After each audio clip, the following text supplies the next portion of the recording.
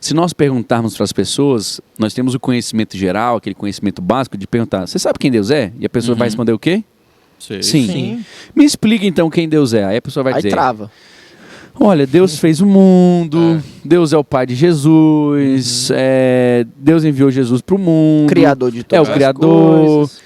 quem sustenta. Mas aí faltam alguns atributos para literalmente caracterizar e conhecer e descrever Deus melhor. E é interessante que a gente falou mais ou menos isso quando a gente conversou sobre cristologia, porque todo mundo tem uma ideia de quem Cristo é, todo mundo tem uma ideia de quem é Jesus, e as pessoas às vezes sem o conhecimento, porque a gente conhece Jesus através da palavra, e ele também é a palavra, mas as pessoas não têm esse conhecimento e começam a atribuir outros atributos a Jesus. E começa aquele erro que a gente comentou. Ah, não, mas o meu Jesus não é dessa maneira. O meu Jesus não é isso. Hoje... E falam de Deus Pai da mesma maneira, né? Tipo assim, cara, eu não enxergo Deus dessa maneira. Ah, eu não vejo Deus assim. Cara, a gente tem que olhar para a Bíblia e ver A perspectiva que a Bíblia tem. A Bíblia, a palavra dele fala quem ele é. Exato. Hoje em dia, assim, é difícil alguém falar que nunca ouviu falar nada de Deus ou de Jesus. Graças a Deus pelo ótimo trabalho que os apóstolos fizeram. Claro que a gente não está desconsiderando ali a janela 1040, povos não alcançados, essa coisa toda. Sim. Mas a grande maioria do mundo já ouviu falar de Deus, já ouviu falar de Jesus e cada um tem assim a sua noção e a sua construção de quem Deus é. É isso aí que você está falando, pastor Rashid, assim, a gente, historicamente falando, né, não se tem conhecimento de qualquer civilização, tribo, povo, que não acreditasse em divindade. Uma divindade. Que não existisse esse conceito de Deus, né? Algo transcendente. Isso, algo transcendente. Eu não estou dizendo de ser cristão, né? Sim, uma força motriz, mas de algo, acreditar em algo. energia. O homem sempre acreditou em algo nisso. Então, assim, complementando isso que o senhor está falando, não se tem noção na história de civilizações que não convivessem com esse conceito, né? Essa ideia, inclusive, de um ateísmo ser é algo muito recente, né? É algo muito recente que deriva da ideia da existência de Deus. Na verdade, era a negação dessa ideia que já existe dentro do homem, né?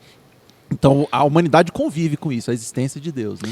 É engraçado porque a gente vai até falar um pouco sobre isso. Existem alguns argumentos que respaldam isso que você acabou de dizer, né? Que são os argumentos cosmológicos, ontológicos, etc. Da etc. existência de Deus, né?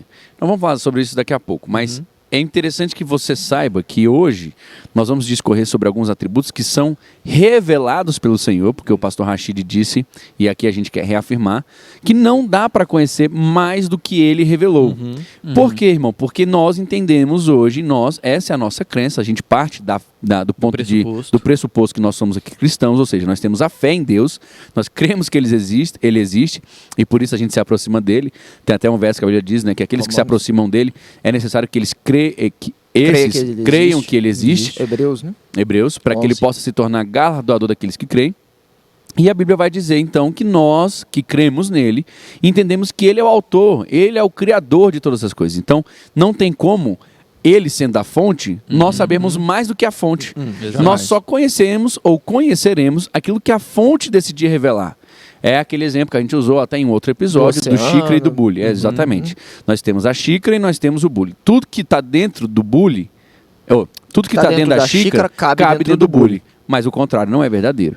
Então não adianta você querer dizer que você domina isso, etc, etc, porque nós vamos aqui falar só sobre o que Deus já decidiu revelar. Isso. E senão seria até frontalmente contra o próprio conceito do que é Deus, né?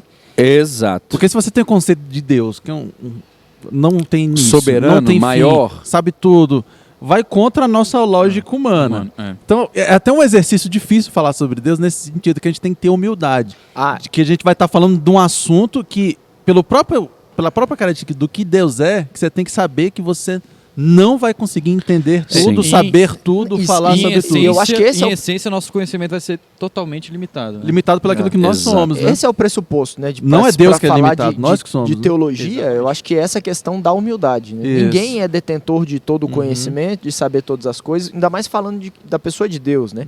De um ser ilimitado e a gente querer entender com a nossa mente limitada e as nossas próprias limitações, até culturais mesmo, aquilo que a gente aprendeu de berço, de história, porque tudo isso afeta o nosso conhecimento de quem Deus é e reflete no nosso relacionamento com Deus.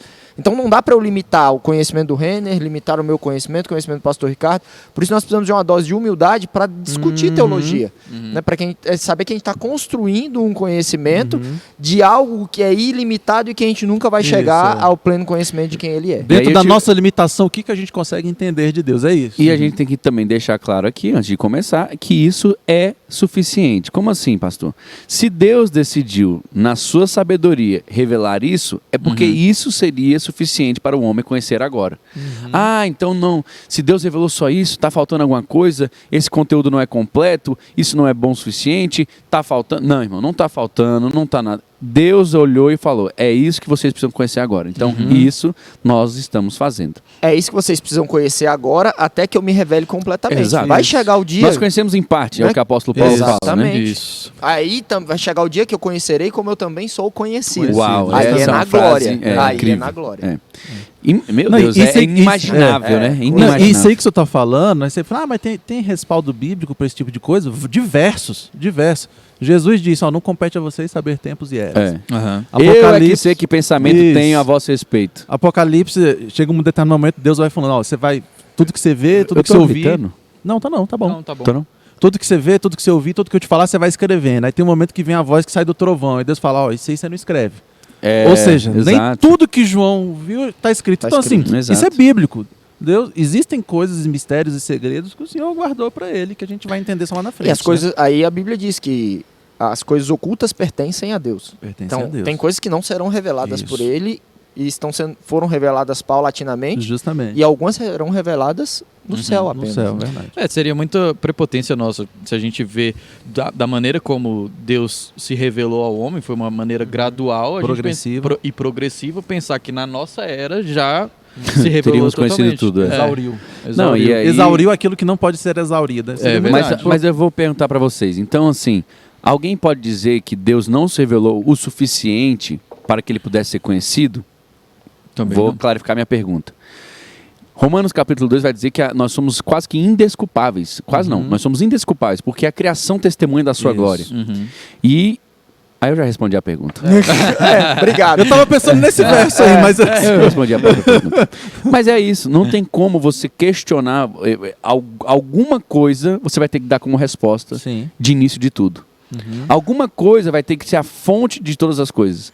Então, assim, existem esses argumentos e etc, que nós vamos atribuir hoje, nós vamos levantar hoje, mas é importante que você saiba disso. Poxa, certamente ele se revelou ao ponto de poder ser reconhecido.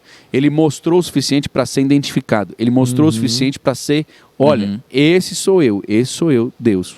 Há um ramo da teologia que estuda, inclusive, essa questão da revelação através da natureza de quem Deus é. Chama teologia natural, né? Sim. Mas, entretanto, há uma contrapartida contra a teologia natural que diz que a natureza... Eu só consigo entender que Deus se revelou na natureza porque a palavra me diz isso. Porque ele mesmo me revelou isso antes. Então, assim, acaba que entra, sabe, num paradoxo. Mas essa certeza a gente tem, que a gente vê a perfeição da natureza e pela palavra me revelada, eu consigo ver os atributos de Deus em tudo isso que ele fez. Que é a sua onipotência, a onipresença, a onisciência. Naquele livro Cristianismo Puro e Simples do C.S. Lewis, ele até fala um pouco isso quando ele vai falando sobre moral, sobre coisas que o homem tem intrínseca Deus dentro dele. Deus imprimiu no coração do homem, né? E um argumento meio que contrário a isso, esse paradoxo, é justamente isso que eu falei no início, de que todas as civilizações tratam de divindade. Então, assim, de uma certa maneira, o homem tem sempre olhado para cima e sempre o homem tem a sensação que existe algo maior. Independente, mesmo aquele que não tem o conhecimento da palavra de Deus, né? Sim. Existe essa relação, esse carimbo intrínseco que a gente não consegue nem explicar direito, né? Não tem como a gente desconectar da existência de algo maior pela perfeição de tudo que existe. Isso. Você pega ali, vamos falar básico, rápido. A segunda lei da termodinâmica preceitua o aumento da entropia. A entropia sempre aumenta, ou seja, tudo tende para um meio mais desorganizado, né? Tudo tende à desordem. Se você parar para pensar daí, como que um mundo se tornou tão perfeito, então, do nada? Alguém teve que organizar tudo isso. Então daí você já vê que existe alguém uma teve que botar ordem no caos, alguém né? teve que colocar. Não tem como eu soltar várias peças de Lego aqui, voltar e ter uma casinha montada e falar, elas se conectaram sozinhas. Entendeu? Alguém colocou isso. A própria existência da matéria é um paradoxo, né? Porque o antes vai ser sempre esse é um grande problema, né?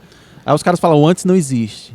Beleza, você tá postulando isso que o antes não existe, mas, cara, isso é um paradoxo. São coisas que eu não consigo testar em laboratório, então eu não posso fazer disso leis, eu faço disso teorias. Vou teorias... fazer o presidente Rafael aqui. É um não argumento. É um não Justamente. Nós queremos agradecer a todos que estão nos assistindo e já pedir para você compartilhar, deixar a sua curtida aí, mandar para alguém. Olha, começou o nosso episódio do ABC Teológico e hoje é sobre atributos de Deus. Então, já vai dando essa compartilhada, vai mandando essa mensagem, vai dizendo, gente, tá ao vivo, manda a sua pergunta também aqui. Nós estamos lendo no chat. Nós temos aqui a pastora Loiane, nós temos a Jaqueline, beijo, meu amor. Nós temos aqui o Implantadores da Igreja, nós temos aqui a Lisa. Rafael de Castro está presente no nosso chat também, ao vivo. E eu quero pedir para você... Já quero pedir para você deixar o seu like também na nossa transmissão, tá bom? Então, gente, eu quero perguntar para vocês, qual a importância de se estudar os atributos de Deus? Por que, se a gente já falou sobre isso aqui, por que a gente deve estudar isso? Eu acho que o primeiro argumento seria para, de fato, o conhecimento de Deus. Não tem como conhecer a Deus de verdade sem conhecer quem Ele é. E a gente só pode saber quem Ele é por intermédio da palavra, né? Eu acho que assim, até é interessante falar isso, quando a gente ama alguém, a gente não mede esforço para conhecê-lo. Exato. E a gente vai conhecendo e a gente vai se apaixonando por novas fases, né? Novas facetas. E aí você vai vendo esses atributos, você vai falando, nossa, caramba, que legal. Isso vai facilitar na sua adoração, Exato. isso vai facilitar na sua oração, isso vai facilitar no seu entendimento de Deus, a forma como Ele age. Por exemplo, principal no seu relacionamento com Deus. Seu relacionamento com Deus. Isso vai influenciar extremamente como você entra diante da presença de Deus. Esse final de semana eu preguei aqui nos jovens, sobre Jesus Cristo como a palavra, né? Sim. E o tema foi até uma carta de amor, né? E aí comecei falando justamente sobre uma carta de amor que eu tinha feito para Suzana muitos anos atrás e tal, e falando que o próprio pai escreveu uma carta de amor para nós, que é o filho, e a gente, para retribuir o amor dele, a gente tem que primeiro fazer o quê? Ler a carta, a gente tem que estudar a carta, Sim. a gente tem que meditar na carta.